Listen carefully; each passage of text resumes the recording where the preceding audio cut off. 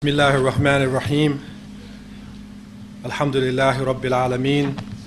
Wal aqibatu lil muttaqeen. Wala udwana illa ala dhalimin. Wa ashhadu an la ilaha illallah wahdahu la sharika la. Wa ashhadu anna Muhammadan abduhu wa rasuluh. Sallallahu alayhi wa ala alihi wa ashabihi. Wa man da'a bi da'watihi wa istanna bi sunnati ila yawmiddin. Wa sallam tasliman kathira. Amma ba'd. All praises due to Allah, Lord of the worlds. And surely the best reward is for those who have taqwa. And surely there is no animosity except for the oppressor. And I bear witness that Allah is one and has no partners. And that Muhammad, the son of Abdullah, is his servant and his last messenger. May Allah constantly and always send peace and blessings to Muhammad and to his family and his companions and all those who call to his way and establish his sunnah to the day of judgment. As to what follows, Assalamu alaikum wa rahmatullahi wa barakatuh. I begin with alhamdulillah, and I bring you the warm salams and greetings and feelings of solidarity from your brothers and sisters in South Africa.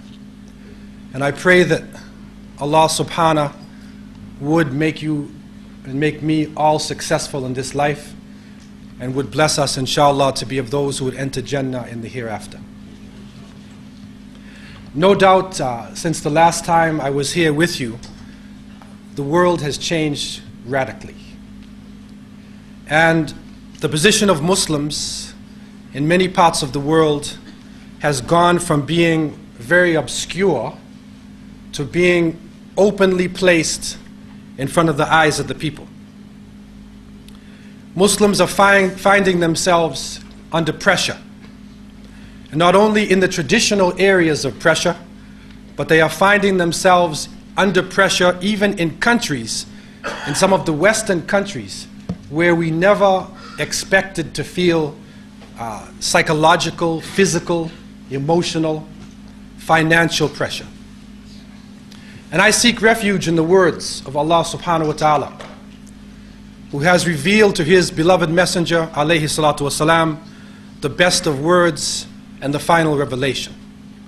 And Allah subhanahu tells us, A'udhu billahi minash shaitanir rajim, Ya ayyuhalladhina amanu in tattaqullaha yaj'al lakum furqanan wa yukaffir ankum sayyi'atikum wa yaghfir lakum wallahu dhul fadl al-azim.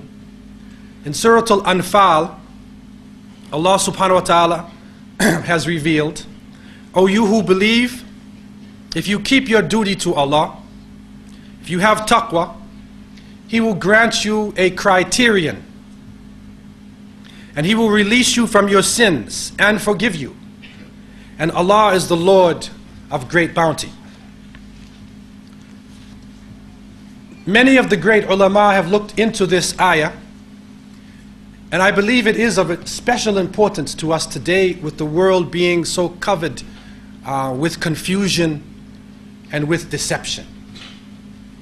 Imam al-Shawkani rahimahullah in his Fathul Qadir, speaking through the eyes of many of the fuqaha, has shown us that this furqan, because it's saying that if we have taqwa, Allah would make for us a furqan.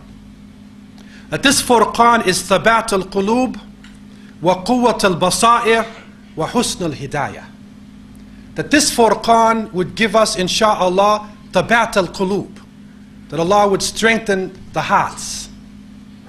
Wa quwwat al-basair, that Allah would give us that vision that we need and that basira that we need, not to look just at superficial things, but to be able to go to the depths of the issues. And that Allah would give us hidayah, the best of guidance. The Furqan can also refer to that which separates al-haq min al-batil, that which a criterion that separates the truth from falsehood. The Furqan also can refer to an-najat min kulli ma takhafuna, an escape from all that you fear. And so the more we return to Allah subhanahu wa ta'ala, the more we come closer, the more we surround ourselves in the consciousness of the Creator, the more we connect this hayat dunya with the next life and realize that this life is passing and that to a certain extent it is only an illusion. The more we can come to this understanding, this will help us to be able to deal with this pressure, to deal with these demons, real or false, that are popping up around us and around Muslims and people of consciousness throughout this planet. So I seek refuge in the words of Allah subhanahu wa ta'ala, and I pray that Allah would plant our feet firmly in the earth, and that Allah would clear our hearts of any fear, and He would replace that fear with taqwa. He would replace that fear with the consciousness of Him, so that whatever happens in this world, that as long as we know we have pleased Allah subhanahu wa ta'ala, that inshallah we would be satisfied with the qadr of Allah in however it falls. Brothers and sisters, friends, billions of dollars are being spent to distort the image of Islam. And we are seeing it now done on an international scale. Even though we know Islam is the religion of peace, we know that it comes from the root salama. It is seeking peace through submission to the will of Allah. We know that Islam is the way of all of the anbiya, of all of the prophets. That Allah sent prophets and messengers to every nation, to every tribe. That this understanding of not submitting to material things, not submitting to desires, this has been shared by people throughout the planet. And it is through this way that human beings found peace. That human beings found a way to relate to each other than through racialism, or through tribalism, or through class struggle and class differences. That this way of Tawheed, this way of the oneness of God, when it comes into the hearts, is even greater than police forces. There is no security higher than the security of the hearts. And if the hearts of human beings are brought close, and we understand our relationship with the Creator of the heavens and the earth, then there would be no need for secret police. There would be no need for these task forces that are put together in order to control people. But Allah knows best that there are people who do not want this, who have another agenda. And so millions and billions are being spent through the airwaves, in the media, in the educational systems, to try to distort the image of Islam. And while this negative image is being carried out and shown for Muslims, horrific crimes are coming about in our community. And we have seen horrific scenes coming out of Bosnia-Herzegovina, horrific scenes from Kosovo and Chechnya. And now we are seeing murder on a wide scale happening in India. Terrible murders without justice in the land. And we are now witnessing, and the whole human population witnesses Jenin, and witnesses naked aggression, and people being killed and crushed and bleeding to death in front of the media. And the information is beamed around the world, and yet people are not responding. And it is not all the time because of the size of the army in any of the illegal materialist states, but in many cases there is a type of deception. There is something happening in the human family where individuals have the capability of creating illusions, of deluding people, so that even when they see what is true, they can't believe it, or they're not sure whether it's true or not true. And so we need to ask ourselves and ask the world and try to analyze what is going on. What did we do as a nation? Because we pray? Because we believe in one God? Because we fast? Because we don't want to judge people based on their color? Is this the reason why they are trying to punish us?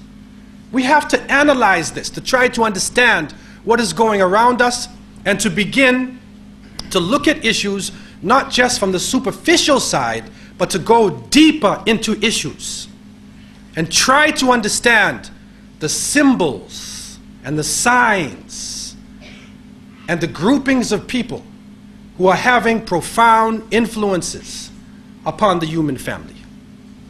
We need to look in the Quran not only for superficial guidance, but we need to believe that the Quran gives us historical precedents, that it shows us incidents that have happened in history, not just as asatir al-awwaleen, not just of stories and fables of those who came before us, but it shows us this for guidance, for understanding about what is happening today. And we need to begin to look at these incidents that have happened, to study what happened to the Anbiya alayhimus salam, and to try to see how it relates to us in our own lives. In the oft-repeated story of Musa alayhi salam and Fir'aun, the Pharaoh of Egypt, we see one of the great historical precedents that was set in the Quran itself. And when Bani Israel started to get powerful, and the information of Musa alayhi salam came to the upper class ruling councils within Egypt, they came to the Pharaoh. They came to their leader and they said, what will you do about them? You must have some kind of plan. You must have some way to stop this insurrection going on in the house of Egypt. And the Pharaoh answered, and it is enshrined in Surah Al-A'raf in verse 127 and in many places in the Quran, قَالَ سَنُقَتِّلُ أَبْنَاءَهُمْ وَنَسْتَحْيِي نِسَاءَهُمْ وَإِنَّا فَوْقَهُمْ قَاهِرُونَ. The Pharaoh said, we will kill their young boys and keep the women alive, for surely we have irresistible power over them. And so we see the precedent happening, the killing of the youth and the control of the sexuality of the women. And we see it happening today so vividly in Philistine. Gun down the young people. If you don't kill them, shoot them in their knees, maim them, destroy their minds, destroy their bodies, let them drink coke, let them be filled with drugs, fill their mind with confusion, so they will never be able to stand up against the oppression that is happening in the land. Control the sexuality of the women and make them think more about their own bodies, more about pleasing people with their physical self, so they won't have time to raise children who would stand up against evil. And so when this information got back to Musa alayhi salam, we see also enshrined in these famous verses, قال موسى لقومه استعينوا بالله واصبروا إن الأرض لله يورثها من يشاء من عباده والعاقبة للمتقين. Musa alayhi salam said to his people, seek your help from Allah and have patience. Surely this earth belongs to Allah, and He will give it to whom He pleases from His servants, from His worshippers. And the best reward in the hereafter, the best reward is for those who have taqwa. So Musa alayhi salam did not talk about numbers. He did not talk about weapons. But he spoke about something on the inside. وَالْعَاقِبَةُ لِلْمُتَّقِينَ. He spoke about taqwa. And it is interesting that throughout Islamic history, there have been many of the leaders and illuminaries in Islam and the scholars of Islam who looked not only at the outside, what was happening, but tried to understand the complexity of the inside of the Muslims, knowing that Allah has said, إِنَّ اللَّهَ لَا يُغَيِّرُ مَا بِقَوْمٍ حَتَّى يُغَيِّرُ مَا بِأَنفُسِهِمْ. Allah will not change the condition of a people till they change that which is in themselves. He will not change it to the positive until they change that which is in themselves. And in other interpretations, if they are going positive and they change themselves into negative, then Allah will punish them. So either way that you look at it, change will not come about. We cry for change. We make dua. We cry in our masajid. We cry in our houses. But Allah will not change us until we change that which is in ourselves. And so we need to begin to look inside. Taqwa, we know, is a combination of factors. Mainly al-khawf wal-raja. It is a combination of fear and of hope. And fear and hope are stimuli.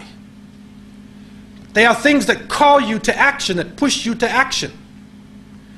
And one of the great scholars of Islam, Ibn Qudama al-Maqdisi rahimahullah, in his Minhaj al-Qasideen, there is Ibn al-Qayyim rahimahullah, many of the scholars tried to understand these terminologies in a deeper way. But in this particular text, the scholar tells us, al-khawf wal-raja sa'iqani yab'athani ala al-amal. وَمَا لَا يَبْعَثْ عَلَى الْعَمَلِ فَهُوَ غُرُورٌ.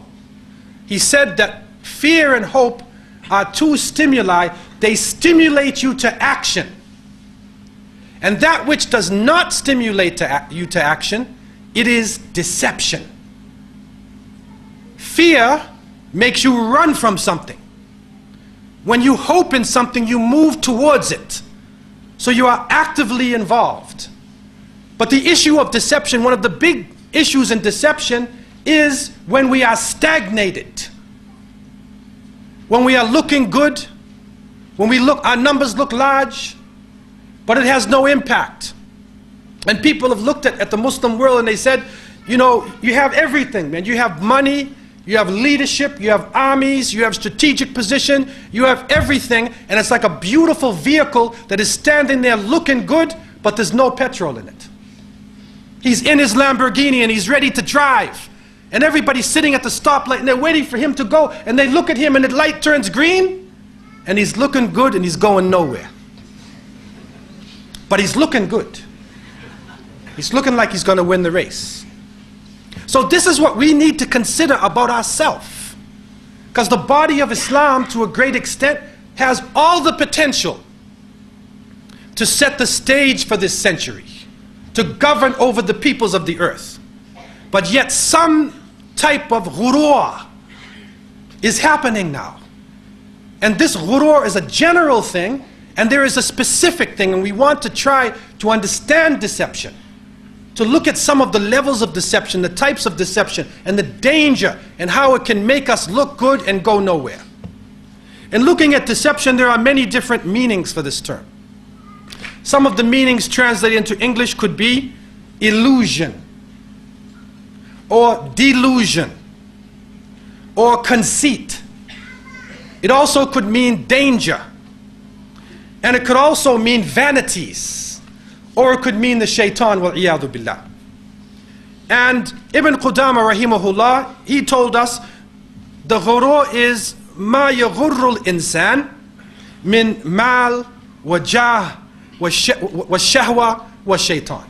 Anything that deceives the person, whether it's the wealth, whether it is your position, whether it is desires, or whether it is the shaitan himself, wal-iyadhu billah.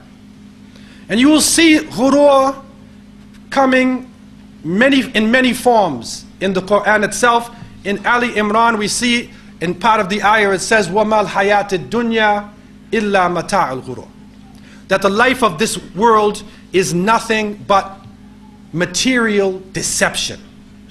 Allah tells us وَمَا يَعِدُهُمُ الشَّيْطَانِ إِلَّا غُرُورًا, and that the shaitan promises them nothing but deception. It's an illusion. Here today and it's gone tomorrow. And you see many different verses dealing with this. And the general form of ghurur we see being carried out within the Western society, which now through globalization has influenced people all throughout the planet. And we see people being caught up with the hayat ad-dunya, struggling for wealth, struggling back and forth, and even this deception of wealth, this danger of wealth is in the Muslim world. And it may be one of the biggest fitnas that we face today. And the Prophet ﷺ has told us clearly, Inna li kulli umma fitna, wa fitnatu hadhihi al-umma al-mal. Every nation has a trial, has a temptation, and the trial and temptation of this nation is wealth. But the general form of ghurur we need to try to understand. So there is a form of ghurur that happens to people, and it is really carried out. You really see an extreme version of this that comes about with casinos and with gambling. Because this is where you see the raw nature of people coming out. That greed and that desire to win something that is an illusion. And 99.9% of them are losing all of their money. But they keep going back thinking that they're going to win. And some foolish Muslims, they think they're going to win too. One Muslim even came to me and he won. He actually won, I don't know, about $20,000 or something like that. And he came to me, Brother Abdullah, please, let me have a fatwa, brother. I mean, I'll pay my zakat. I'll pay my zakat. I can't give you a fatwa, man. If you win something in the lotto, if you win something by gambling, it's haram. And I can't give you a fatwa for this, man. But this ghurur we saw carried out in Canada. A young woman won in the lottery, the Ontario lottery. She won $21 million. Now imagine that. $21 million she won. Overnight she's a millionaire. But she came on television that night with her father. The father had some wisdom. And he said, may God help us. May God help us. The next day, they were frantically calling the family. They wanted to marry the girl. They wanted to move in next door to the house. They started threatening their lives. And so he had to take his daughter and hide, change their identity, and go underground. So the money that was supposed to free them put them in prison. وَمَا الْحَيَاةِ الدُّنْيَا إِلَّا مَتَاعُ الْغُرُورِ. It's material deception. In Britain, I remember a man won about 20 million British pounds in the lottery. And the whole of the country stood still. He's in paradise, man. He's in heaven. He has everything that he wants. And then his nafs took over, his nafs al-amara bisu. And they describe, it's a real thing, it was an article. He started eating food. He started importing food and eating food and eating food until he gained weight and became about 310 pounds and he dropped dead. وَمَا الْحَيَاةِ الدُّنْيَا إِلَّا مَتَاعُ الْغُرُورِ. So the money that was supposed to give him life took his life. It's a deception. You think the money is liberating you, but it's not liberating you. You don't get something for nothing. It's a deception though, and it's put out in front of the people. So the people live with this dream, and they continue to play the lottery, they continue to gamble, thinking that they will be successful.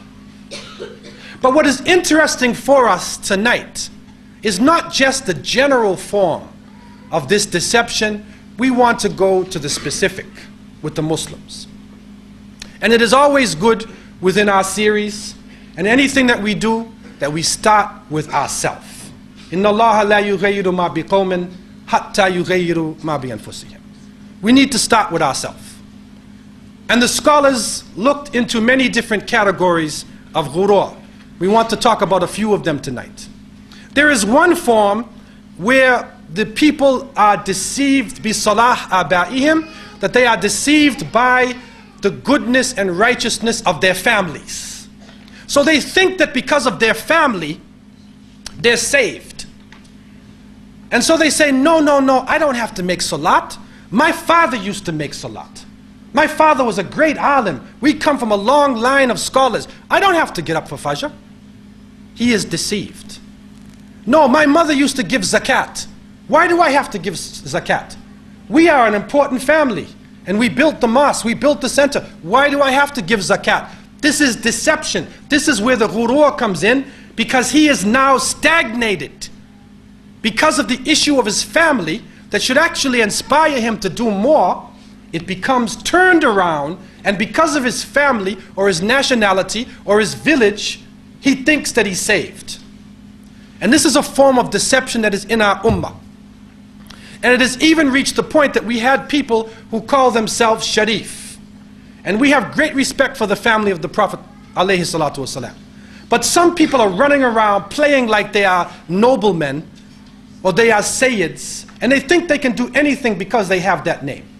Even some of the rulers of our country, some corrupt tyrants who have ruled our countries, claim to be from the family of the Prophet ﷺ. But your blood alone is not enough. Because if it was enough, then let us look back at the time of Nuh alayhi salam. Look at the son of Nuh alayhi salam, who drowned with the other people. Look at the wife of Lut alayhi salam. Look at many of the Anbiya, and you will see that some of their parents, even though they were prophets, some of their parents are in hellfire. And if you look at Banu Hashim, you will see that Abu Lahab, the father of the flames, is Hashimi. He has the royal blood, but he is burning in hell. And his name will be now on the lips of Muslims to the day of judgment, even though he's Sharif, if you want to go by blood. And so the family is one way that a person could be confused. Another form of ghurur also comes in when the person has, the Muslim has hasanat and sayyi'at. He has ta'at and ma'asi. So he has good deeds and he thinks, well, I have a lot of good deeds. So even though his bad deeds might be more than the good deeds, he is deceived by the shaitan, wal-iyadu billah. He is deceived, and he thinks that because he has these good deeds, he doesn't have to worry about the other ones. He doesn't need to make tawbah. Or he'll wait 30 years and then he'll make his tawbah. He is being deceived. In some cases, he gets up in the morning and he makes istighfar 100 times. And he starts counting his barakah. Or he goes in the mosque and then he makes istighfar at a certain time of day, and he says, no, it's 27 times 1,000 times 6 times this, and he gets his calculator and he's counting his hasanat. Right? So by 9 o'clock in the morning, he's already in Jannah. The rest of the day, he's cursing, he's backbiting, he's scandalizing, he's calling the imam names and trying to scandalize this organization and talk about that organization. But he thinks that because he made istighfar 100 times, that he's free, he's saved. He is deceived. He does not know that the Prophet ﷺ has said, La yadkhulul jannah namam, that the person carrying scandal will not enter paradise. He should never forget that. And so the deception can come even to a believer who has done righteous deeds. But they took it a step further. Even the ulama can be deceived. And we are living in the time when many of the ulama, many of the so-called scholars, that the knowledge is actually not being given out in the proper way. That the knowledge could actually end up being on any person. It could be a curse on them Yawm al-Qiyamah. And so the scholar can also be deceived, as we have found from the great scholars, when the scholar, he knows about ghurur. He can tell you the ayah. He can explain it to you.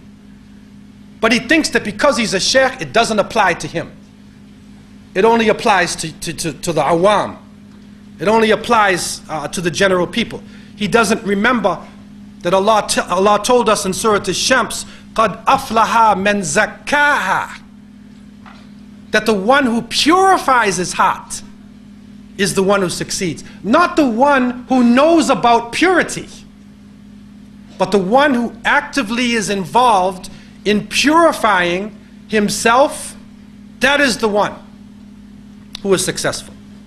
He doesn't remember that Allah told us in Surah Al-Jumu'ah, and he makes this tashbih, this description. He tells us what we could become. He said, كَمَثْلِ الْحِمَارِ يَحْمِلُ أَسْفَارًا, that you can be like a donkey with books on his back. The donkey's riding, he's got tafsir, he's got Bukhari and Muslim, he's got everything on his back, but he can't read. So he's just moving along, carrying the knowledge, and the knowledge is of no benefit to him. And so this ghurur can happen even to the people of knowledge. And we could take it a step further. There are even those whose the complexity of ghurur goes to the point where they know the ayah and they apply the Quran to their superficial self. They do some of the outward rituals of Islam. They are doing their rituals, but they do not apply the knowledge to their hearts. They stop on the outside. And so even though they know what deception is, they still have talab al-ulu. They want power and position. They can't control the shahwa. They can't control their desires. They can't control their material needs, even though they know that it is wrong. But they don't apply it to their hearts. It is like, and the example is giving, is like a person, he looks in his backyard and he has grass and weeds. So he cuts the grass and he sees the weeds. And so he cuts the weeds, but he only cuts it on the surface. And he says, now my garden is perfect. I can't see the weeds, but he didn't go to the root of the weed. And by not going to the root, it will grow up again. Next time it'll grow up even stronger. So he needs to go to the root of the issue, right down to the heart. And this is one of the crucial points. How can Allah subhanahu wa ta'ala give us authority in the land if we have takabbur, if we have arrogance and pride in our hearts? How would Allah give us power in the land if we look down on people, even other Muslims, because of their color, or because of their language, or because of their economic status? How can we expect Allah subhanahu wa ta'ala to give us authority?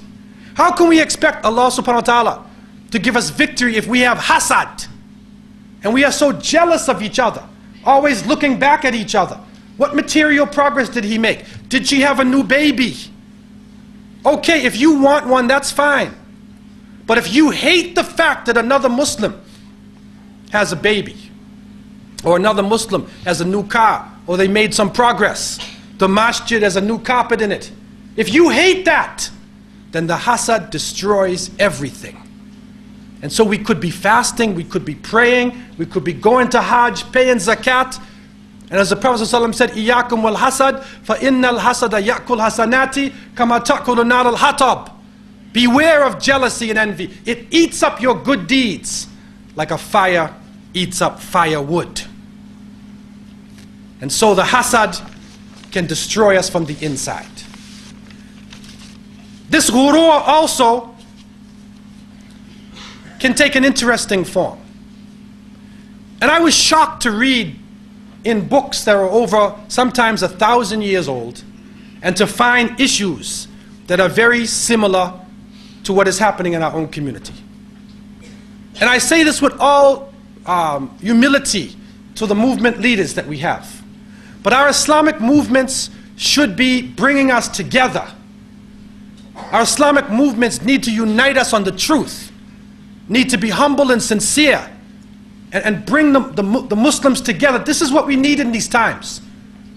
Strong examples, not just izzah on other Muslims, but izzah al-kafirin, that's standing up in front of the disbelievers and the haters of truth. But there is a form of ghurur that is mentioned by the scholars, where the person spends all their time on ilm al-khilaf, that he gets the books of fiqh, he gets the books of aqidah, and he only studies the differences between this scholar and that scholar. So he becomes a master in showing you the differences between that and that. and he can actually point out a difference and tell you 10 daleels for this thing. He can tell you the opinion of that, and he can't even make salat right. But ilm al-khilaf. And so what happens is, many of our young people get caught up fighting each other over triviality. Now there are some points which are very important, but the difference of opinion should not make you hate another Muslim. It should not make you threaten the life of another Muslim. Then what is the purpose of it?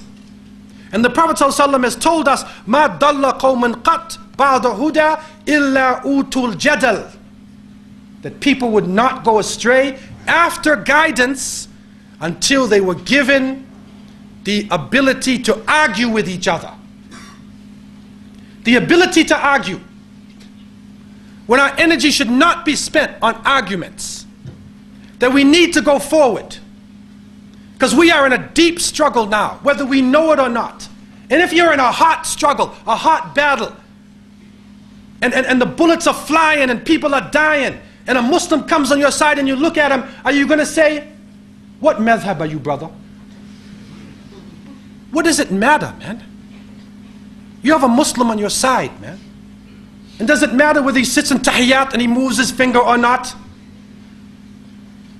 If they have daleel, if there is part of Ahl Sunnah wa Jama'ah, what is the problem? But some people are so overly heavy. They are actually tilting toward this. Their whole life is based on khilaf. On finding what is wrong with other Muslims and attacking them and shooting them down and destroying them and breaking up their organization. You don't have to have Mossad. You don't have to have these organizations, man. Just let loose some of these twisted Muslims on them. And so the great scholars of Islam 1,000 years ago said, it is ghurur. It is ghurur. It is deception. And we need to look at this before we even look outside.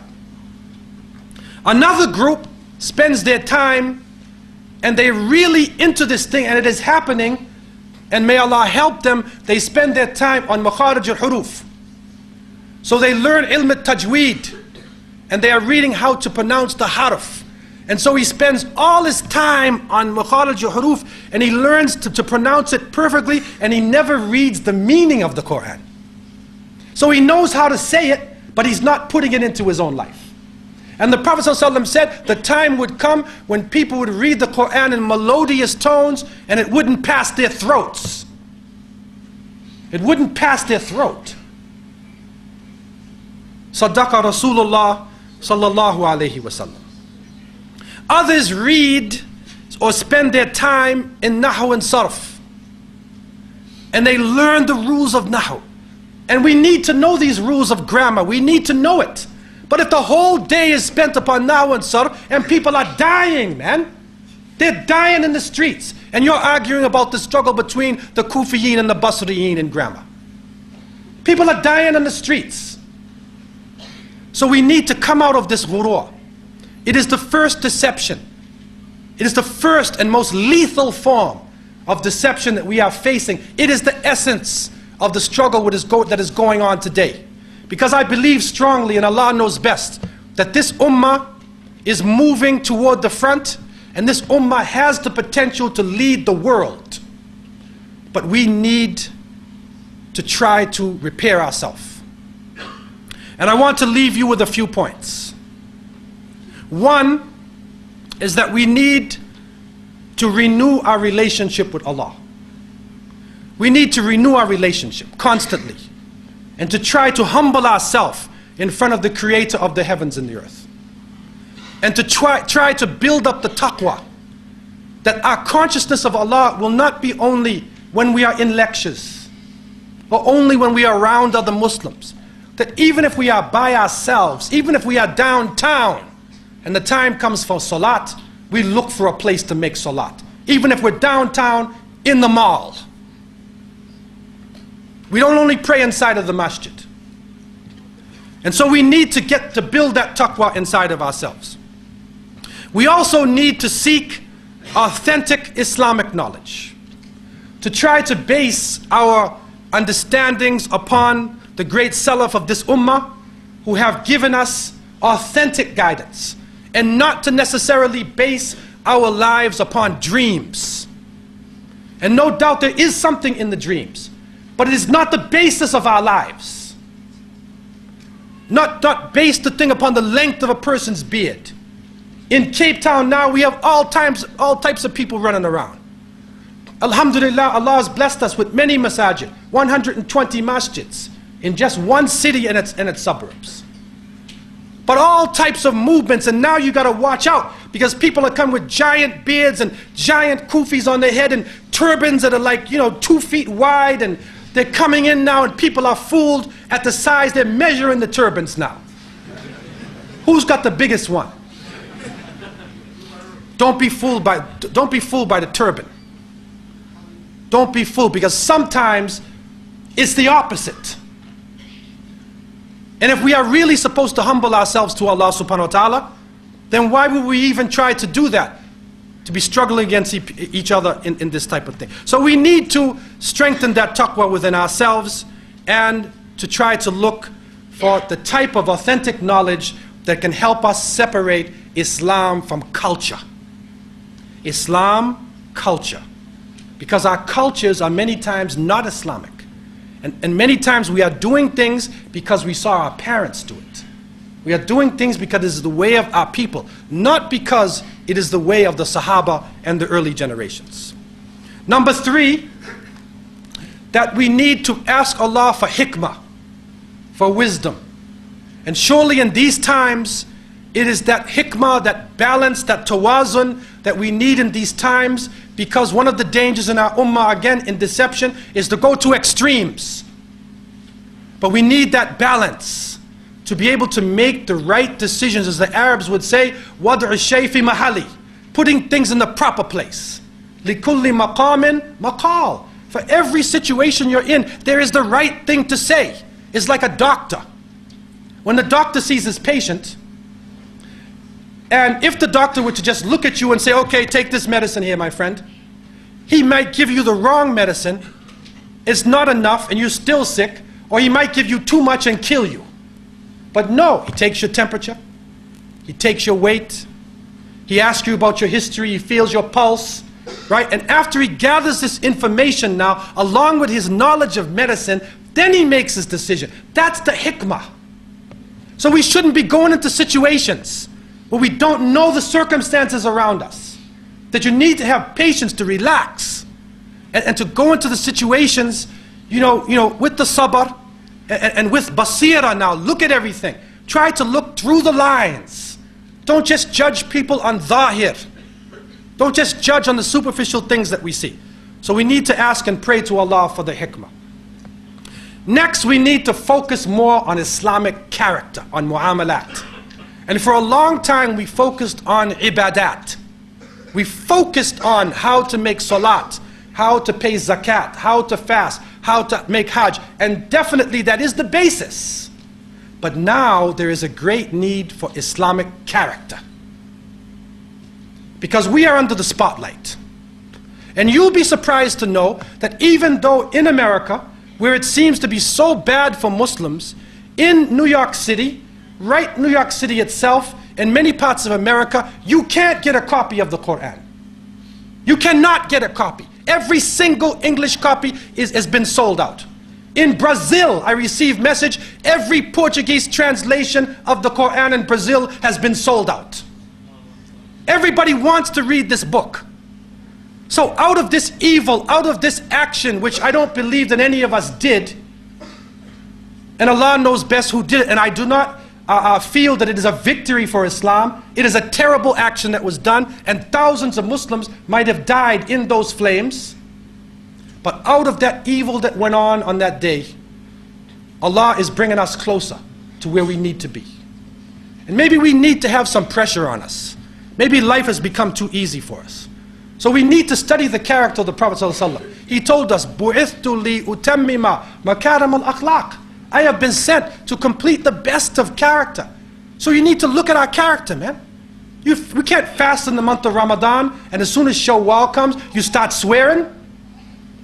A person goes to Hajj and comes back to his shop and then he raises the prices on people. He cheats people after he just made Hajj. Then why did he make Hajj? Just to put Haji Fulan on his shop?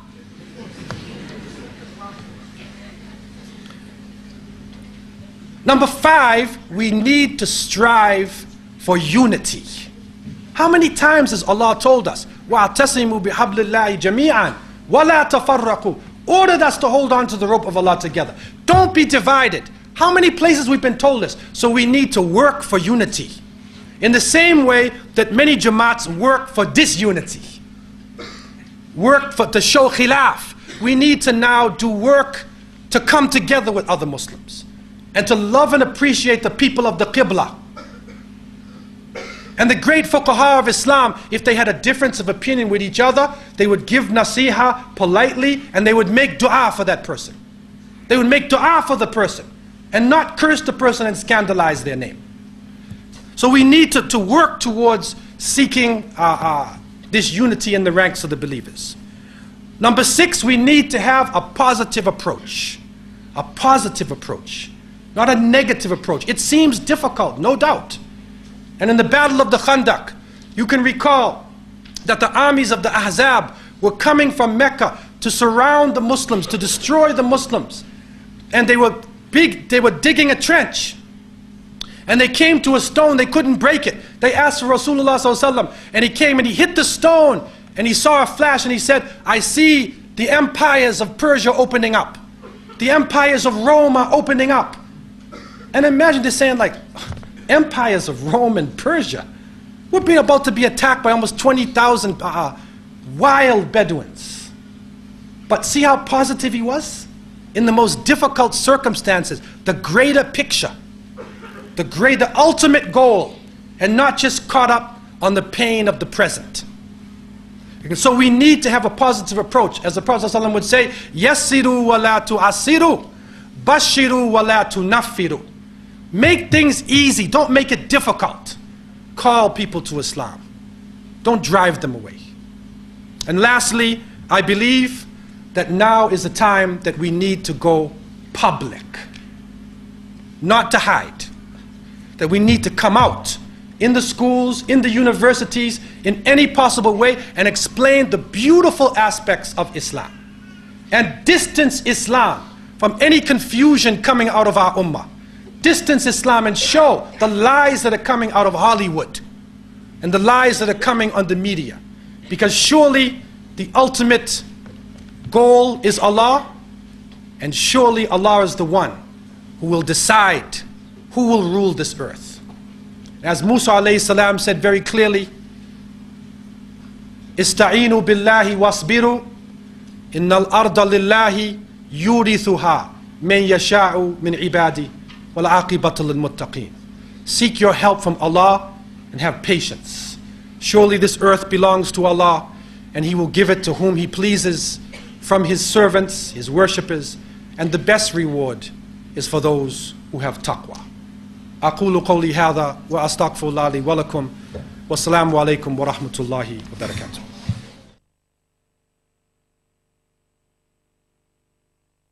بسم الله الرحمن الرحيم. الحمد لله رب العالمين وصلى الله وسلم على خاتم الأنبياء والمرسلين سيدنا محمد وآله وصحبه أجمعين وبعد. There were a number of questions, some that were repeating themselves, and also some that were a little bit distant from the topic. So we've tried to bring together those that could be of benefit and those where there is a possible response to it. And the issue of deception, I mean, what I am attempting to do with this study is not to give you the final conclusion concerning deception and its many forms, but to try to open up this issue in your minds. Because it is something that could take a person a whole lifetime to try to understand the complexities about what is happening in this world. And there is so much deception going on different levels within society. And I don't claim to have all of the answers to this. I claim to be a student of the present world situation that we are living in. And I hope, inshallah, that Allah would bless you and people of conscience, especially from the Muslim Ummah, to be able to clear their vision and to get good insight as to what is happening in the world. One of the questions is saying, what do you mean by there will be a time when people will recite the Quran in melodious tones, but it won't go past their throats? Basically what this means is that the Prophet ﷺ is talking about that a time would come when people would be reading the Quran in very beautiful melodious ways, even following the rules of tajweed. But it would not go to their heart, meaning it would not affect them.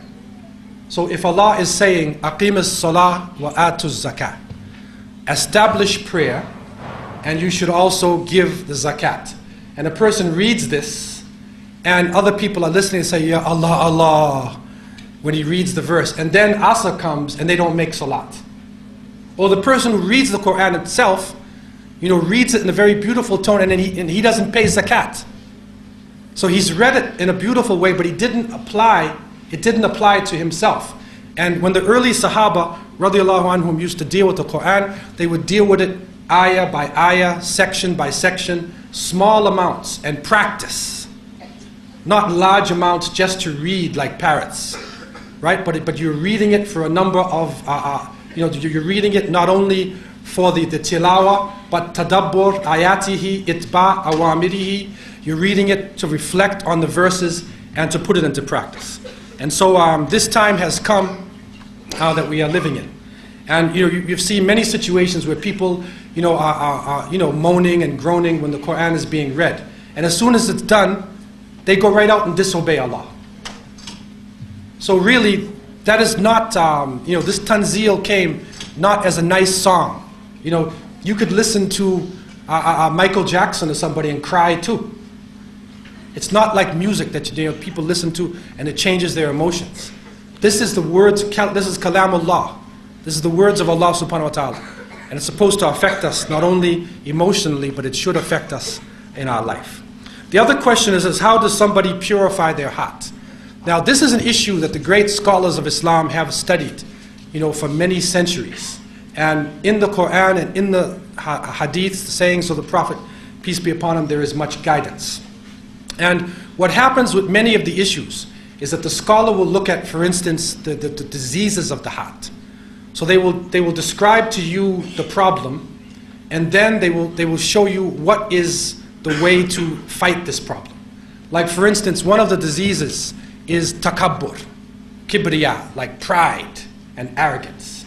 And so they say, if you are proud of yourself, you're proud of your clothing, you're proud of the way you look and who you are and whatnot. They said, number one, you should reflect upon yourself in relationship to Allah. Really think about this. Because no matter how beautiful you think you are now, we all came from a very ugly place in the sense that nobody wants to look like what we look like when we were being formed in the womb of the mother. Also, one day we will all return to the earth. And when we die, nobody wants to follow you down into that hole. So really, what do we have to be proud about when this life is only a fleeting thing? So the scholars say, remember yourself in relationship to the creator of the heavens and the earth. If you have too much pride, then one of the action ways, serve people. You serve people. You think you're big and proud and you're a special person, then you take some time, you invite some people over your house, or you go to an occasion and you serve them. You serve the food. So you're no longer the big chief and the big sharif and the big queen. You serve the food to the other people. Humble yourself to other Muslims. Wear clothing that is not so nice sometimes. Be humble and simple sometimes. And then in this way, it fights off that false pride that comes into the heart. The hasad, we have to remember, if jealousy is in our heart, you have to remember that if somebody has some good in their life, it is a gift from Allah subhanahu wa ta'ala. And really, money and wealth is not necessarily a blessing. In many cases, money is a curse. And it has come into our ummah, and there are some parts of the nation who had strong masculine people, strong feminine good Muslims, and when they got some money, they changed. Their whole outlook changed. And they became arrogant. And this has happened throughout our history. Maybe this is why the Prophet, peace be upon him, has said that every nation there is a test, and the test of this nation is wealth. Right? It is too much, is like getting too much wealth. So you need to read, there are a number of texts that go into the amrad al-qulub, the diseases of the hearts. You know, what are the cures? You need to try to find some of these texts. You know, but I think, you know, really the essence of it is, you know, your intentions. And, you know, it's not a complicated definition in the sense that we need to really purify ourselves and humble ourselves before Allah. If we do this, then we can begin to look at other creations in another way. Another question is saying, is it better to stay in the West or to make hijrah to the land of the Muslims? Really now, you know, there's a saying that began about 20 years ago or so, and now it's really come to fruit in the sense that the whole world is like a global village. Okay, and really, you know, the barriers between countries and cultures have decreased and have changed radically, especially in the past 10 years with the internet and with the communication systems that people are sharing throughout the planet. So really at this point, you know, there's no East and no West like it used to be. There's no East and West. And some of the Muslim countries, I'm sorry to say it, are more oppressive than living right here in Australia. Because in Australia and in South Africa, I can say that from South Africa also, you know, there are people, you can reason with people. But in some of our own countries ruled by tyrants, you can't reason with them, man. If you disagree with them, they throw you in jail, man. You forget about lawyer. Lawyer? That's a joke, man, in some of these countries. Lawyer? Are you Majnoon or something? Lawyer. What is this? You know, so I mean, you know, we have to respect, you know, the fact, the goodness in some of the countries that we live in. And what you have to recognize is that Islam is not something which is just controlled by Muslims. Because part of Islamic culture, the establishment of justice, the qadi, the judge and the system and the courts and whatnot, this was passed by Muslims in Andalusia to the Spanish, and then the Spanish passing it on to other European cultures. So many of the laws, even in this country, and the setup of the courts and the educational system, much of this comes directly from Muslims themselves. So, you know, there are some Islamic tendencies in this country itself, in the people of this country. This is why I say when you give dawah, you have to realize that every person is born as a Muslim. They have the ability to submit to the Creator is within every human being. It is not the property of any master race. Allah has sent prophets and messengers to every tribe. And so we should try to appreciate that fact. And, you know, we need to try to practice Islam, you know, in the best way wherever we are. Because at this point in time, there is no real country that can say it is an Islamic state. We don't have any Islamic states that you can just go to, you know, and travel. You go to the Muslim world and they say, where's your visa? Ta'shira. Come yom. You know, how many days? You say, come yom, I'm a Muslim. You know, my ta'shira is la ilaha illallah. Why are you asking me for a visa? But no, they want visas, man. And if your visa is up, out. You know, so this is the reality. So wherever we are, you know, we need to practice Islam wherever we are. Not because whether you're in a Western country or an Eastern country, we practice, you know, wherever we are. You know, there was a person in Canada, in Toronto, a sister came to me and she was very upset. And she said that there was, in the sisters section, which was on the second floor, that, you know, this brother was up by the sisters section. And it was Jumu'ah. So one of the sisters went to this person. She was coming in and she saw this person. She said, go down, why don't you go to the brothers, man? What are you doing here? And he said, I don't have to make Jumu'ah. She said, why? She says, because, and this is real. I mean, I don't know if there's something wrong with him. But this is what he said. He said, I don't have to make Jumu'ah because, you know, I'm not in my country. And because I'm not in my country, I can't have tahara. I can't have wudu. So I don't have to make Jumu'ah. So he thinks that if he only in the Muslim country, he can make tahara, he can make wudu, and he can make salat, and then anytime he's outside. So what does that mean, man? So what happens if you die outside of the Muslim world? Innal arda lillahi. The verse says the whole earth is Allah's. Anywhere on the earth you are, you can make salat. That is the difference between us, or one of the differences between us and the other nations. Another question is saying, if I won a prize of money, that I got it by luck, can I accept it? I never went near gambling and never thought of it. You see, everybody has a test. And your test is really shaped and measured for you, as well as mine is shaped and measured for me. And one day, wallahi, I received this thing, and it said, Mr. Abdullah Hakim, quick, you have won a prize, and I want you to come down to the hotel and pick it up. Come and pick it up, man. And we will give you a prize, and if you answer the right question, you might get a free trip to Hawaii and a new Toyota. And so they said, I won this prize, man. And really, my nafs was saying, no, astaghfirullah, he's going to ask you a question, whatever, maybe this is not. No, man.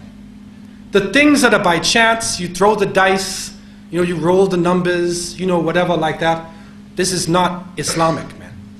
That we should be, you can, with skills, you run a race, everybody puts down $5, the winner of the race takes all of the money. But you don't stand on the side and say, I put $5 on Zaid because he's big and he's going to win the race. No. That's gambling. So in any form, we need to try to avoid this because this is a test. It says, you highlighted the importance of the need for Islamic unity. What is your opinion in terms of the Quran and the Sunnah in the setup of the Islamic Cooperation Society to help remedy the problems of the Islamic unity? Definitely, the basis of unity would be the Book of Allah and the Sunnah of the Prophet ﷺ. If a person is not underneath these two things, then it's very difficult to unite Islamically with that person. Because the Prophet ﷺ said, I have left you two things. If you follow them, you will never go astray.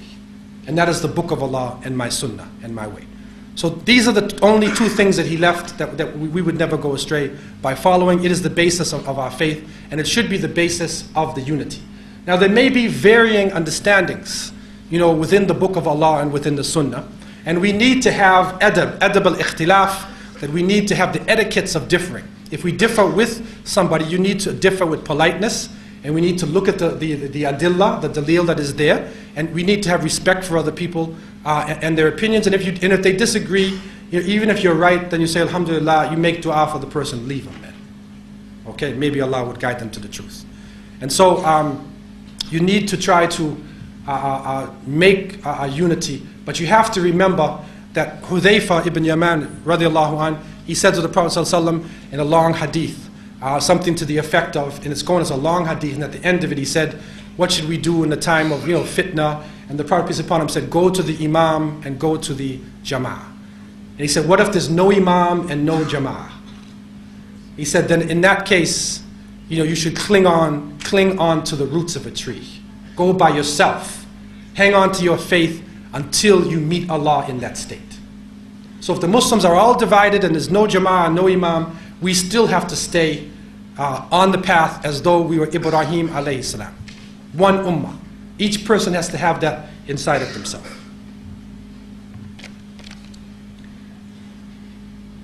Another question is coming from a non-Muslim perspective. What do you answer as a Muslim if he says to you, where are non-Muslims going after death?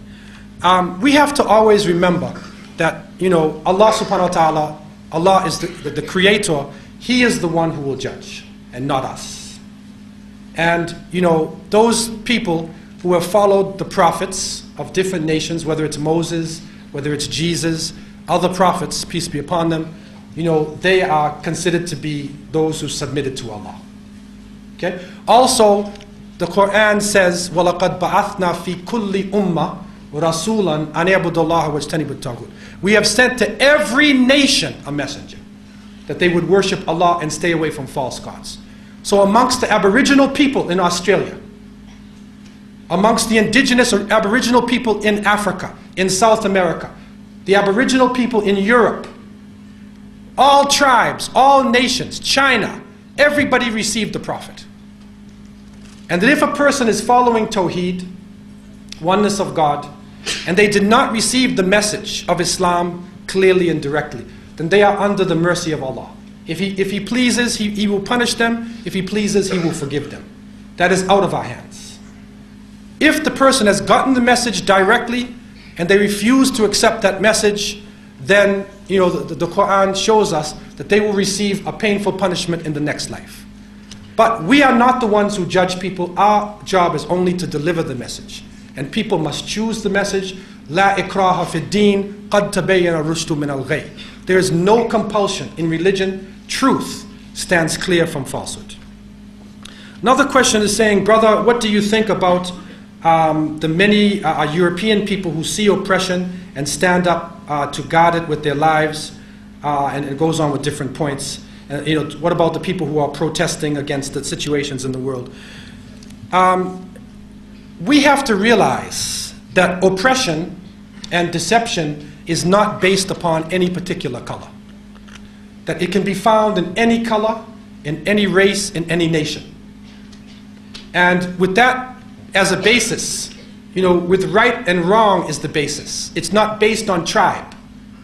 And this is one of the blessings of Islam, that it spread to all different nations, all different types of people. And it was shocking for people in South Africa, so far away from the Muslim world, to realize, these old anthropological definitions of race. They used to say Caucasoid, Mongoloid, Negroid, right? They're describing people. They give these old type of definitions. And the Caucasian people, or the European people, the people of Chechnya, who waged, are still waging a struggle against the Soviet communist oppression. They have been Muslims for over 1,200 years. And they are pure white Caucasian people. Blonde hair, blue eyes. Their roots in Caucasian culture is probably one of the purest roots, if you go back to the actual basis of European culture. But they're Muslims.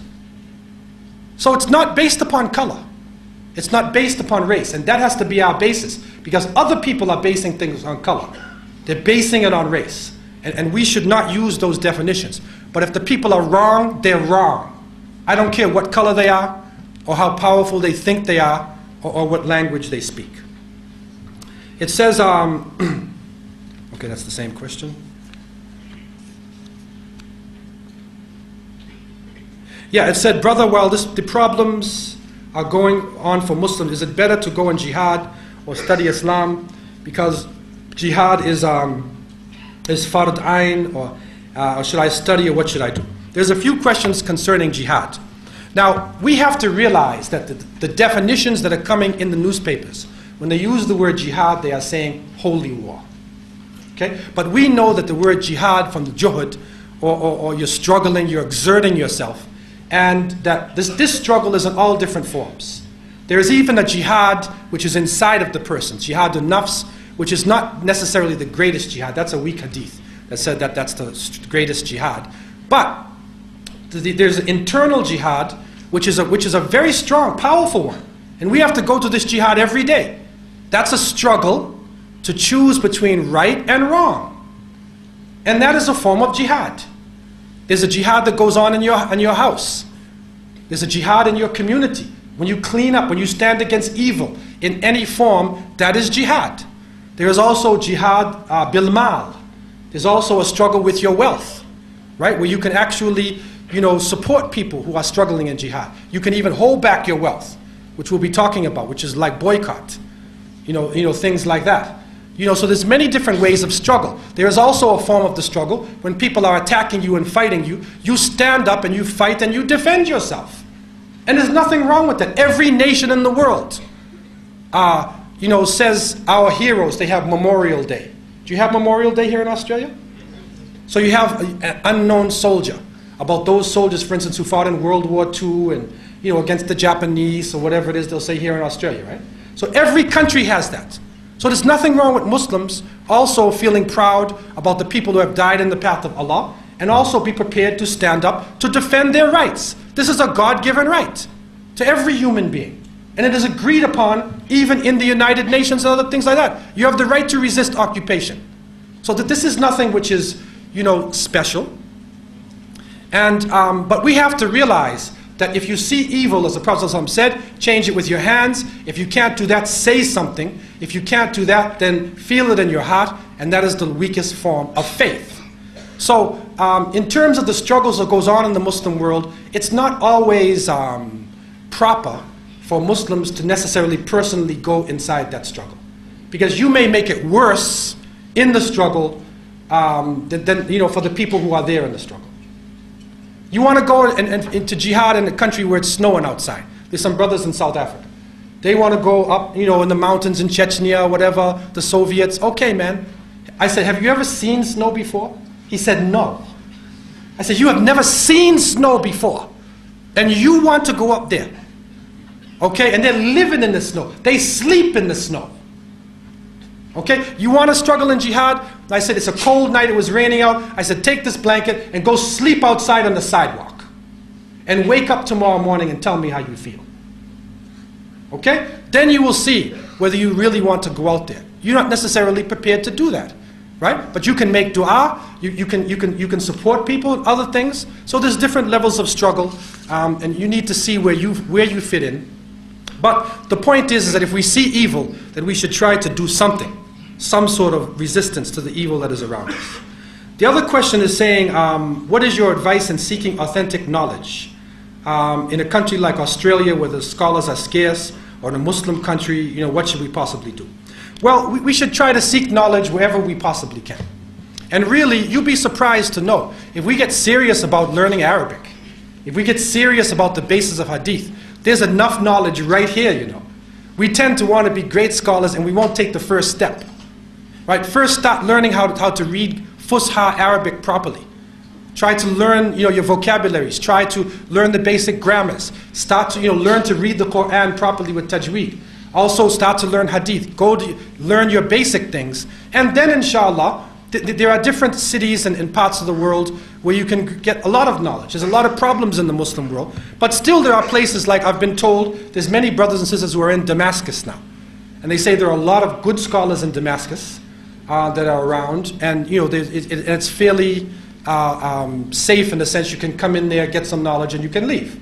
So there are still places like that in the Muslim world where you can seek knowledge with the right struggle. There are a number of questions concerning unity itself. And concerning the issue of unity, like I said, we need to work towards this. And there is no set way that we gain unity, but we need to try to unite with other people. And the best way, I believe, to unite is not just talk, but it is action. That we try to do things together. You try to struggle together, doing positive things. One thing I'd like to say, we may talk about it more. We were talking today with the children about the environment. You know that the struggle to clean up the environment is one of the most dangerous issues facing human beings today? A lot of Muslims don't know that, man.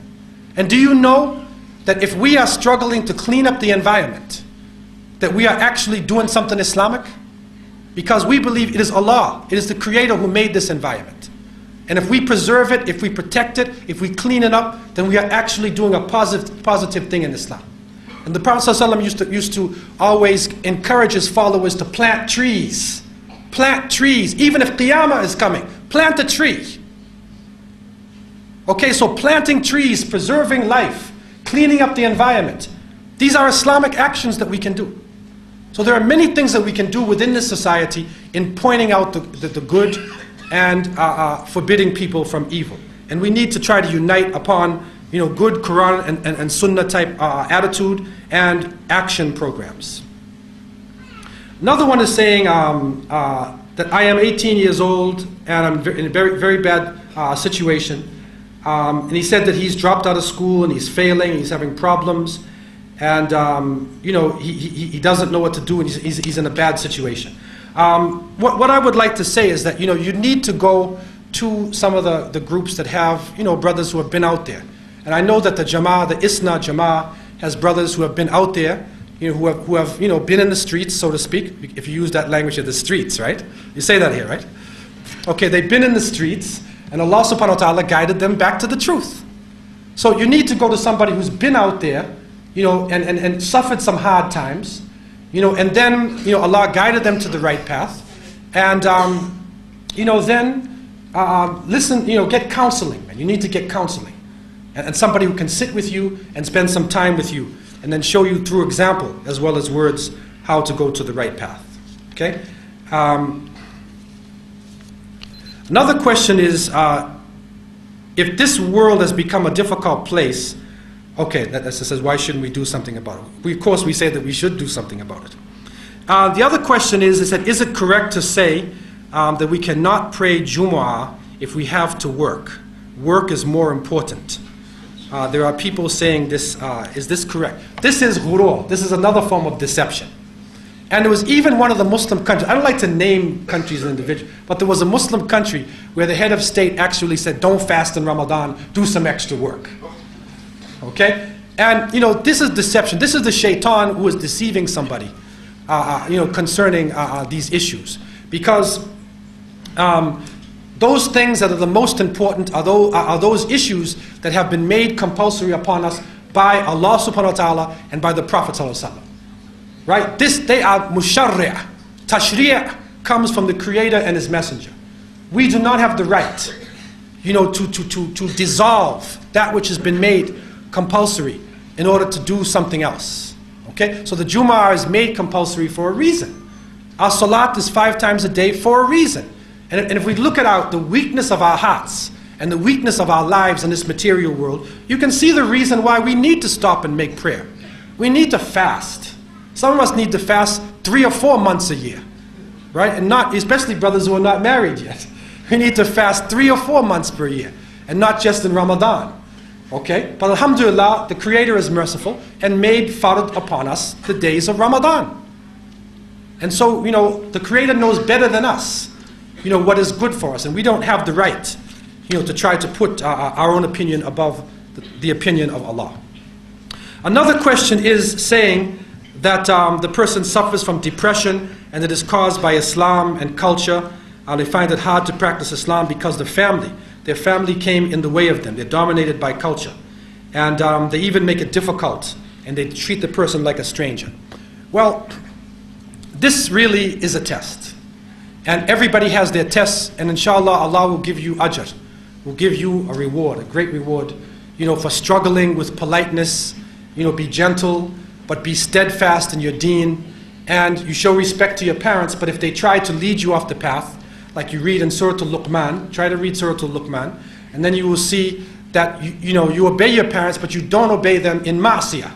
If they are taking you to sin, we don't obey them, and we don't follow them if they are commanding us to do that which is not from Allah subhanahu wa ta'ala. And you need to reach out to other Muslims, and because our real family is within the family of Islam. And so I pray that Allah would make it easy for you in your life. And we need to make dua for this person, and for others who are struggling, with Muslims, who are just cultural Muslims. Another question says, in terms of advice for the young people. For the young people, I believe that the young people more than anybody else are feeling the effects of the globalization. And inshallah, I want to talk more about this tomorrow night, inshallah, about this issue and how it is impacting upon our nation. But in terms of the internet technology, the digital technology, they are really under this pressure a lot. And my advice is, don't spend your time, or the majority of your time, in front of the television. Because they are creating a false world. They are making an illusion, and they have the ability to make it seem real. You need to spend more time traveling in nature, playing sports. Look at the real creation of Allah. Don't look at the other false creations. Because if that becomes your the basis of your world, then you are being taught racism. You are being taught classism. And you're also being brainwashed into being ashamed of yourself, ashamed of your color, ashamed of your language, ashamed of your people. And it is purposely being done. And when you look at these programs too much, that becomes your reality, or that becomes the base in which you judge the rest of the world. But if you spend more time, if not all of your time, looking at the real creations of Allah, then if a TV is in front of you or a movie is in front of you, you can see how shaitanic the thing is. You can see where the lie is, right? And then the sitting type things where you're just sitting there and you're an observer, and it's being, this a message is being pumped into your mind. Don't spend that much time in front of that tube. Give it up, right? And go out into nature. Be involved in action-oriented programs, right? So your life can become real and not, you know, like a Hollywood construct. Also, you know, this question of Islam and culture. The young people, you study Islam, study, you know, the Quran, the Sunnah, the first 3 generations, the early generations. Study how they practice, and then you will see the real Islam, okay? Then you can judge what is going on, you know, in later generations, and especially today. And you will see some of the cultural practices that happen within your own family, you know, and you will see, you will be able to start to distinguish between one and another. And this is very important for us, because it seems confusing many times, what is happening in our families. Another question is saying, is there any sin in delivering the newspaper? Okay, I'm not a mufti, you know, actually. And I've never seen this question like this. It depends on the level of the newspaper. I've never seen anybody say that it was haram at like the daily newspapers. Although some of these papers are getting really bad. I don't know how the papers are here. But some of the papers in the paper now in South Africa, you know, it would be wrong to deliver that. Because it has naked women on the pages and things like that. So, you know, it's actually a form of filth and propaganda that is being spread. And if that's the case with the newspapers here, then you should try to deliver something else, man. You know, deliver halal, go to the halal restaurant, deliver their food. Right? Or try to deliver, you know, you have delivery skills, right? You can use your delivery skills for something else, other than delivering the newspaper. The question says, what could you tell us about the simple step to go forward to bring the Islamic unity? Okay, these are enshrined in those 10 points that I gave, or those 7 points that I gave. The other question, it said, why did you study Islam in Africa?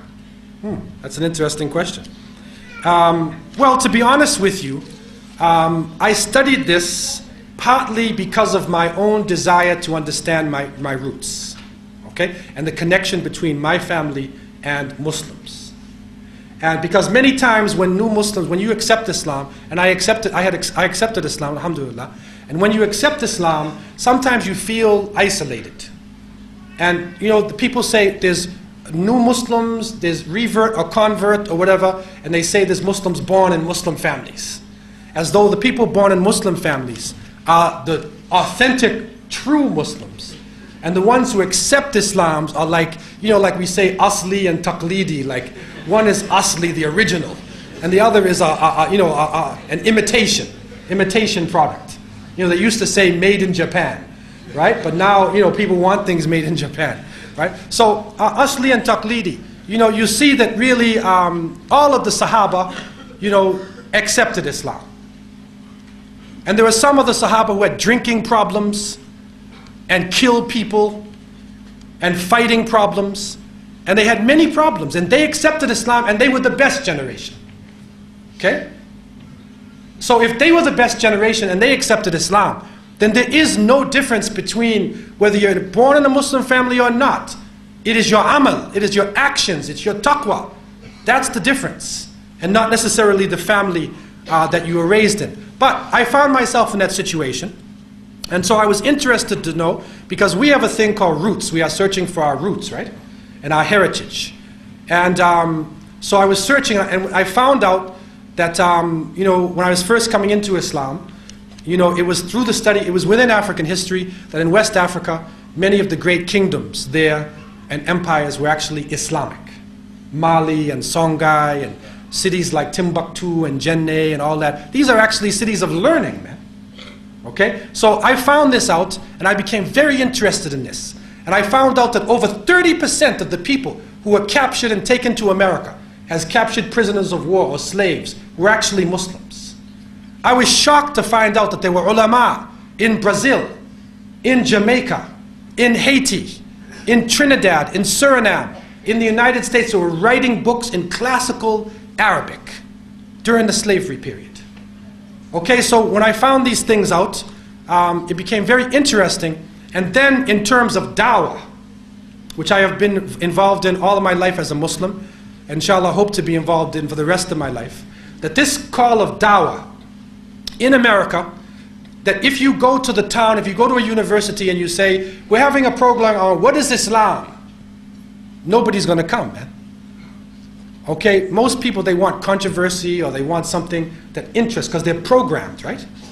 But if we said we are studying African history, roots, okay, hundreds of people come because they want to know about their roots. And so we show them about Islam on the African continent and the great scholars that were there and the contributions made, and through that we are able to give dawah. Also, I found that there were great illuminaries, great leaders, great scholars on the African continent. You'll be surprised to know that in the 15th and 16th century, scholars came from Hijaz and they went to Timbuktu. And when they went there, they found a city of 100% Muslims with thousands of books. Just recently, the president of South Africa went to Timbuktu and he visited the city and he found 15,000 books in Arabic, still in somebody's house. 15,000 books in one house and courtyard. Still there, and on science, math, astronomy, medicine, everything is there. At one point, the scholars found over 80 to 90,000 books within the homes in Timbuktu. That's only in this century. It was a great center of learning. And so through this, we were able to understand more about Islam, the beauty of Islam as it was spread in different parts of the world, and also able to give dawah by using this methodology. It said that, do you recommend that people marry the same culture or intermix? It seems to me that not many people have mixed cultural marriages because they are racists. Okay, that's a heavy question in a sense. You know, really, marriage, as we know, should be based upon the deen. And you know that the Prophet ﷺ has told us very clearly that you should marry for 4 things. That you know, you should marry for wealth, marry for genealogy, nasab. You know, you can marry also for beauty, but you should marry for deen, and then you'll be successful. Okay, it's a base rough translation of the hadith. So there's these 4 categories that you look at when we're dealing with marriage. Okay. But some people, they put nasab as number 1 and everything, is the family and the genealogy. Okay? Some people say to their young daughter or son in cultural Islam, they say to them, do what you want to do. Go to college, play around, do anything, but when you're ready to get married, you're going to marry your cousin. That's it. You're going to marry your cousin. Okay? This is not the way of the Prophet ﷺ. And one of the blessings in the fact that he was allowed to marry so many times, he broke down all types of barriers. He married somebody who was not his tribe, not his color. Right? A woman who was divorced before, a woman who was previously from a Jewish family. Right? He married her. So he broke down all the artificial barriers that we have in our minds. Okay? He broke down all of those barriers. And so these barriers, you know, these things should not be the basis of the marriage. I'm not saying that you shouldn't take it into account. There are sections in kafa'ah, or where you are judging, you should judge based upon these things. You should ask about somebody's family. You should ask about their wealth. You know, if the brother wants to marry you, sisters, make sure he's got a job, man. You know, if he says, yes, I'm marrying you on Quran and Sunnah, all I have is Quran and Sunnah. Okay, mashallah, but you got to have a house, man. You got to have a job, right? You got to have a job. Okay? So these are factors that we have to get involved in. And I would say that really when a community, when you come to a jama'ah in a city that has all types of Muslims, and you see in the mosque or the gathering there's only one type of people, something's wrong. Okay? When you see a mixed gathering such as this, you know something's going right. It's Islamic. Because Islam is supposed to bring together all nationalities, all groupings. It's supposed to bring it together. And that is one of the blessings of people in America who are very mixed up. You know, they have mixed genealogies, right? Like myself, right? So you have African, you have European, and you have native Indian, right? Indian, Mohawk tribe. And you have all types of things in your blood. You know, so you don't worry about these issues. All of us are from Adam, and Adam is from dust. The next question is saying, please, I need, it's saying that, is it allowed to get the nationality of a non-Muslim country, and I don't intend to live here, but I want to get medical benefits. Am I deceiving the society and whatnot? We have to be honest with what we are saying to people. And really what happened in Canada, unfortunately, is that some Muslims came to Canada and they came and they actually deceived the society. They came and they had welfare under 4 or 5 different names, and they had jobs. And some of them were even sending their wives, وَالْعِيَاذُ بِاللَّهِ, down to the social welfare office. And she comes in full hijab and she reports and she says, I'm not married. And so the people say, you're not married, okay? And you're a Muslim? She says, yes, I'm a Muslim. They say, okay, we sign you up. 10 months later, she comes with a baby, right? And she's still collecting her check. So the person says, what happened to you? You are holy people. Then where'd you get the baby from if you're not married? Right? So she has to lie to the people and say, I'm not married. And really in Sharia, I'm not a mufti. But if you're making statements like that, this is serious, man. You're telling people I'm not married. You're swearing that you're not married. Okay? And when you swear oaths like this, even if it is to the kafirun, you're not in a hot war where somebody's going to shoot you and kill you if you are the brothers over there or over there. And if the brothers were over there, I'd say, they're over there, sir. Right? I can lie like that. But can you lie because you want extra money to buy leather coats or to buy new cars? That's not right. That's not right, man. And we shouldn't take advantage of anybody. Right? And it is through our good character and our honesty that Islam spread in Southeast Asia and in many parts of the world. No armies came into Southeast Asia, but it was good merchants who had good character, honesty, justice. That's what spread Islam. And so we should set an example, of honesty and justice. And the group that we were in, Allah knows best, the Imams Council in Canada, said, especially for people who were in very dire situation, if the person had to take the oath to the country in order to be in the country, there's nothing wrong with that. You have to take it. It's something that you have to do. But our ultimate allegiance is to Allah subhanahu wa ta'ala. That is the reality. Another question is saying, okay, so describe the deception that Muslims had toward Christians and other people, the lack of forgiveness and understanding and harboring of bad feelings. Okay?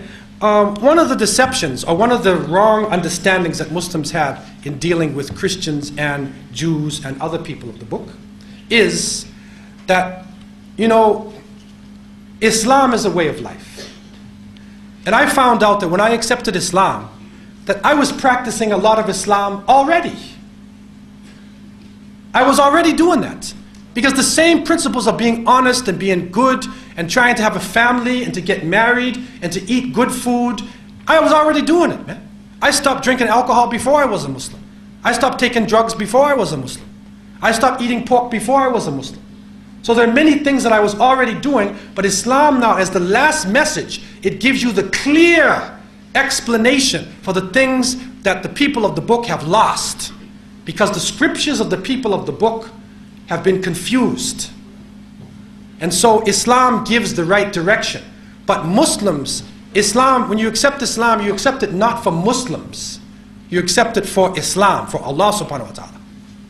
And that is the true guidance. And so you find that many people, who are not Muslims have many characteristics of Islam. Also Tawheed, many people already have the oneness of God. And you find it in many of the cultures. So this is how you need to look at the people when we are dealing with the people coming from other cultures. Is that we are not the only people who believe in one God. We're not the only people who tell the truth. We're not the only people who try to eat clean things. Other people do that just as much as us. But we are blessed with the last messenger who gives the complete message. The clear message is here. The revelation is here in the original language. That's what we have. And this is what has helped us not to go astray like the other nations. Because we still have the book, we still have the sunnah, and we can go back around in the circle, back up to the top. And this is what has blessed us, not we Muslims ourselves. Because if it was just us, we would have been gone a long time ago, man. We would have been gone 500 years ago. But Allah is the one who raises up people. And many of the people who accept Islam actually turn out to be the leaders of Islam. Right? And this has happened throughout our history, throughout Islamic history. It says that said the sister saying, I was jealous of a girl, a beautiful girl, you know, of her beauty and everything. And you know, she said, I know it's haram, but I can't help it. You know, she's just too beautiful, man. Can't help it. Okay. This is a very honest question, man. It's real. But what you have to understand is that real beauty is not just in the physical, the outward part of the person. The real beauty in the person is their character and their taqwa. These are the things that really makes a person beautiful. And our beauty, our physical self changes over time, right? And everybody will change. Okay, so if you see beauty in something else or somebody else, you say, Alhamdulillah, Allah blessed and tested that person with beauty. Because sometimes a beautiful woman today, really in this world, is in trouble, man. Because there's all types of what you call peeping Toms and Johns and all type of things chasing, you know, when a beautiful woman is chased down the street, everyone's looking at her, her life is a fitna in the society that we live in today. So you need to look at all of these things and to realize that beauty is not just, you know, the skin. It's not just the physical feature of the face, right? Or the thinness of the waist or whatever. But really the beauty is in the heart. That is where the real beauty of a person is. And may Allah subhanahu wa ta'ala give you that beauty. I'm sure you have the beauty, but you don't really know it, right? But you know, because they have this fable they used to say about mirror, mirror on the wall, you know, who's the most beautiful person of all. And they also say like, you know, the grass is always greener in the other fellow's yard. Right? That's what we used to say. So his grass is always greener than, that's the shaitan. Well, iyadu billah. And he uses this, he always tells you, I'm not good enough, I'm not good enough, I'm not, you know, and this happens to people. And this culture does it to people. Look at Michael Jackson. You see what happened to Michael Jackson? He was a strong young man. Look at him when he was young. And look what he did to himself. He ruined his face, he ruined his skin, he made his hair fall straight, he broke his nose and tried to make it bigger. He put up his cheeks. Right? He had some strange dream that he was Elizabeth Taylor or Diana Ross or something like this. And so he transformed himself. He's not satisfied with himself. This is ghurur. It's deception. He is deceived. He had everything in the world going for himself, but he's not satisfied. You see? That's the essence of deception. So we need to look inside at ourselves for other aspects other than just physical beauty. It says you speak about, okay, they're also saying you speak about unity, and I begin by saying the person's a teacher and they want to instill Islamic awareness, you know, in the youth. You know, what can they do to help really in the school situation? What would you do if you were a teacher in these difficult times? Really, in the Islamic school especially, the teacher's job is crucial. And really, the teacher is the front lines. And I have spoken to teachers in many Islamic schools because really they underestimate the importance of their job. Because when that teacher is teaching the student, that teacher actually represents the messenger of Allah. Because you can't see the Prophet ﷺ. Even deeper than that, you can't see Allah. So that person in a sense represents everything in Islam to that child. So you are holding a great amana in your hand. You see, and really, you know, Allah subhanahu wa ta'ala will bless you greatly for trying in any way that you possibly can to instill the character. So we all need to upgrade ourselves. We need to study the work of great scholars, study the hadith, and try to raise our taqwa, raise our consciousness so we can try to give this to the youth in the best way that we possibly can. Another question is saying, I'm an Australian from a Christian background who is extremely intrigued by Islam and hope to grow in learning more about it. What is the best way to go about this? I would say that, you know, it's important for anybody to study. read, study, meet people. You don't have to believe everything that everybody says, okay? But you need to stay, but to really study Islam, go back to the root sources, look in the book of Allah in the Quran, read the life of the Prophet Muhammad, peace be upon him. And it was really for me, in my travels, you know, I had met Muslims doing all types of strange things. But when I got the Quran itself and I read it, and I began to read the life of the Prophet ﷺ, I said, this is the person who I want to follow. That's him. And the way he acts, the way he treats people, the way he struggles, this is the character, this is the personality. And this is what you need to really do at this time, you know, to focus on this, on the principles of Islam, and to try to get different opinions from the Muslims. But if you feel something in your heart, then you should act upon that as soon as possible.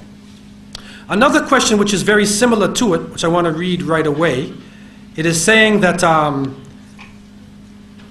that there's even a person who's feeling about reverting to Islam, right? But they wanted to do it by themselves and only do it by themselves.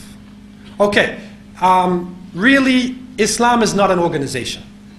So when you accept Islam, you're not signing on the dotted lines, right? It is something that you do, it's between you and Allah. But the Muslims bear witness to this. And it does not have to be in a large crowd of people. It can be with one or two people it can be, right? But you should have somebody who can help you say the words properly, right? And to make sure your understanding is correct. And also to bear witness to the fact that you have come in. This is very important. And if you want to do it tonight, I would humbly advise you and encourage you that if you have that feeling, you should act upon it immediately. Because only Allah knows how long that we'll live. You should bear witness to the oneness of Allah. If you've come this close, then the shaitan and the forces of evil will try to stop you from coming into Islam. So you should bear witness as soon as possible and realize that you go in stages. Go in stages. You don't have to do everything immediately. But you learn your faith properly, and then you begin to learn different aspects of Islam and you put it into your life, and then you move in stages up. Right? You don't have to do everything right away. And it is even permissible that if your family was too strict, right, you don't have to announce it to all your relatives and all your family immediately. Okay? But, of course, it is encouraged that as soon as possible, when you can explain it properly, that you would explain it in politeness to your family members, or you would have somebody who could explain that, to come to the house and explain it to your family, you know, what Islam really is. So they can see that it's not this terrorist thing on TV, and, you know, it's not a cult, where you're brainwashed, like, you know, with Moonies or whatever, you're in these different, it's not anything like this. Okay? And, but whatever feelings you have, you know, may Allah guide you and bless you, you know, and may He lead you into Islam as soon as possible.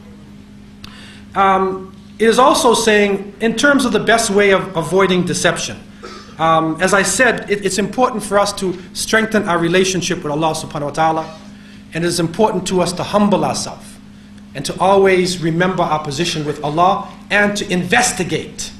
Don't just accept things, especially coming from television, especially from the media. Don't accept everything for face value. You must investigate. And when I was in the history department in the University of Toronto, one of the good things that they taught within this department is that when you are studying an issue, try to go to primary sources. Always try, as we say in America, take it from the horse's mouth. Go to the source. And if, for instance, somebody's studying about a battle that happened, don't just study the position of the winner of the battle. What happened to the losers? What happened to the people who were watching the battle and whose house got ruined by these crazy people fighting each other? Get the opinion of all different types of people. Then you understand the phenomena in the proper way. What is happening today is that people take only from one source, right? And then they form their opinion, and they don't go to primary sources to understand issues from the people themselves. This is why it is important for us as Muslims to go to the society, to go to the public, reach out to the people, and explain to them what is Islam, man. So they won't think that Muslims are just these terrorists blowing up the building, and Arnold Schwarzenegger's against us, and Chuck Norris, and Steven Seagal, and everyone in the world is chasing us now, right? Everyone's chasing us, man. Right? Or Aladdin and the lamp and all this other stuff, right? Or we're blowing up buildings, we're destroying the world. This is the hype. This is the hype, right? This is another illusion which is being created in order to cover the minds of people from the beauty of Islam and what we have to offer to the world. Especially in this time of racism, this time of economic exploitation, this time of perversion. We have a lot to really, give to the world. But one of the first things that we need to do is to deal with deception in ourselves. That we can protect ourselves from the plots of the evil one happening within our own hearts and our own lives. And if we begin to do this, inshallah, then maybe Allah would make us vessels of the truth. That Allah would make us deserving and worthy to hold the banner of Islam in these times. Only Allah decides when it is time for Muslims to have authority. But He has promised us, if we believe, if we have patience, He will eventually give us authority on this earth. And the Prophet ﷺ has told us this message will enter every single home. One day, inshallah, this message will go all around the world and it will enter every single home. وَلَوْ كَرِهَ الْكَافِرُونَ وَالْمُشْرِكُونَ وَالْمُنَافِقُونَ. Even if they hate it, this is the word of Allah. It's not our words, man. It's like a fool trying to blow out the sun. You can't blow out the sun. If you gather together all the people in the world and you blew at the sun, you'll never put out the light of Allah. No matter how many people you try to kill, or you try to hurt or disgrace, you will never put out the light of Allah. And Allah has raised up people in the past, and inshallah, He is capable and has shown us in His book that He is willing to raise up believers. But let us take the first step. Inna Allah la yughayyiru ma biqawmin hatta yughayyiru ma bi anfusihim. Allah will not change the condition of a people until they change that which is in themselves. أقول قولي هذا وأستغفر الله لي ولكم. سبحانك اللهم وبحمدك نشهد أن لا إله إلا أنت نستغفرك ونتوب إليك. بسم الله الرحمن الرحيم والعصر إن الإنسان لفي خسر إلا الذين آمنوا وعملوا الصالحات وتواصوا بالحق وتواصوا بالصبر. وصلى الله تعالى على سيدنا محمد وآله وصحبه أجمعين وآخر دعوانا أن الحمد لله رب العالمين والسلام عليكم ورحمة الله.